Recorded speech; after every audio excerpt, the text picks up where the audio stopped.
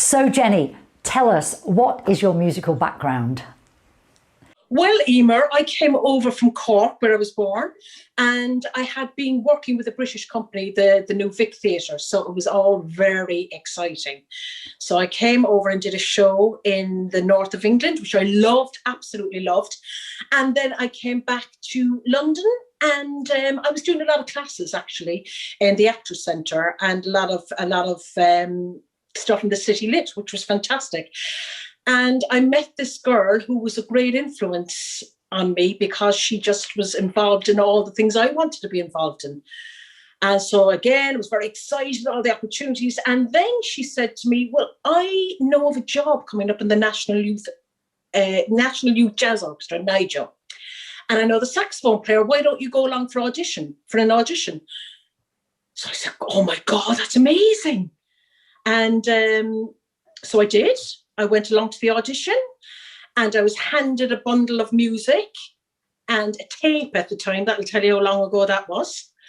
And a CD. And I was told to go upstairs, and within about an hour, I had to come back down and sing something. And when I heard it, I said, that's it, I'm going, I'm legging it out the door. Was it tricky stuff?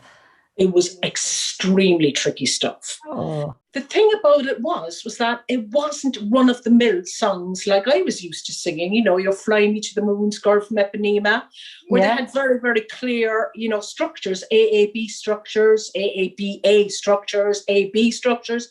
So when I heard this, I thought, oh my God, this is another level completely. Yeah. And of course, ignorance is bliss in this situation, because had I known what I was walking into, I probably wouldn't have gone. That's the honest to God truth. Yeah. There was a part of me knew the sound might have been there. Yeah, so your vocal quality was right for the job. Yeah, and I did a lot of jazz in Ireland and also in London. So I thought maybe sound-wise, feel-wise, I could do it. But the music was just incredibly difficult. Yeah. I mean, I've done NYJO, Jenny, and I know the charts. For a start, they're about 30 pages long. And it's like you say, exactly like you say, it's not your run-of-the-mill. So not being able to read music very quickly is one thing, but the other thing, not knowing how to find your way around a part and the geography of a piece of music, that was another thing as well, wasn't it? Absolutely. I mean, the thing is, I had been doing musical theatre as well. So I had some idea, very elementary level, I must say, reading wise. And you also had an MD that was, bringing you in. Yeah. And then when I came over, I thought I was handed this. I was lucky in a way that my oral skills were quite good, because I actually was able to learn quickly. But at the same time, the stress involved in doing something like that. And then you had to, walk into a room full of strangers and be kind of jazz hands, and I can do it, and actually thinking, this is hard. This was really, really difficult stuff. Yeah, because I mean, you're walking into a room that's full of guys and girls, but mainly guys back then, actually, wasn't it? Who are the top of their tree. They're young kids, but they are the absolute top of their game, and you're expected to just slot in and deliver the same goods, which is scary, isn't it? Yeah, and in a way, they've all come from different parts of the UK and abroad. Mm. And they're all there, having been in brass bands and in, lots of background in reading, whereas my background really was by ear. Yeah. That's the kind of jobs I did. And while that was creative, it was spontaneous, there was lots of fantastic things. It didn't help you on a professional level when you had to learn something really quickly. Yeah. People haven't the time. Yeah, it's two disciplines really, isn't it? That ability to hear things. And, you are an absolutely unbelievable jazz singer, and your improvisation skills are phenomenal.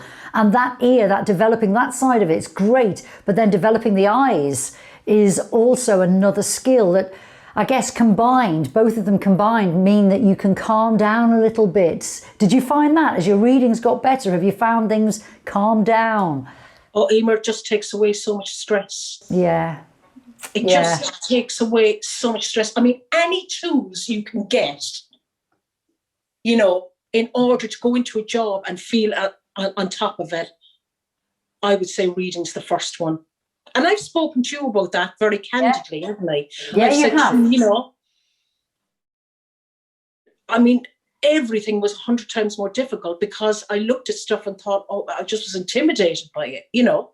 Yeah. And like you say, it's another skill. It just, the tools just open more doors in a way, because you're learning something, you're acquiring a skill that not many people have. So a door will open for you, you know, and especially in that world, it just applies to all the worlds, I guess, doesn't it? Big band, pop, musical theatre.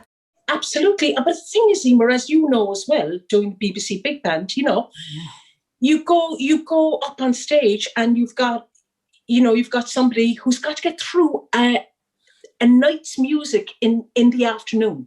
Ah, yes. So they come on and they say to me, okay, it's your sound check now. Yeah. I'll give you 4 bars in and you sing about another 4 bars and that's your sound check. I know. And I mean, I love the way they call it a sound check, because really, in reality, it's a rehearsal, because generally it's the only time you get to sing through the chart, isn't it? And you think, and you kind of think to yourself, I've got to perform this in this concert in 3 hours' time. I don't actually know how this piece of music finishes. And, you know, that's where reading the music, at least I can kind of think, okay, I can see I've got 6 bars rest, then I come in with the tag at the end. At least I can see how it finishes, even if I haven't heard it. And then we've got the high heels to contend with, and the hair pieces and the whole thing. And that's just the boys. And finally, Jenny, what is the one piece of advice that you would give singers? The more tools you accumulate, and I would say actually top of that would be sight reading and sight singing, in order to go into the jobs that are available and really, really, you know, I suppose exploit the opportunities that are out there. Yeah.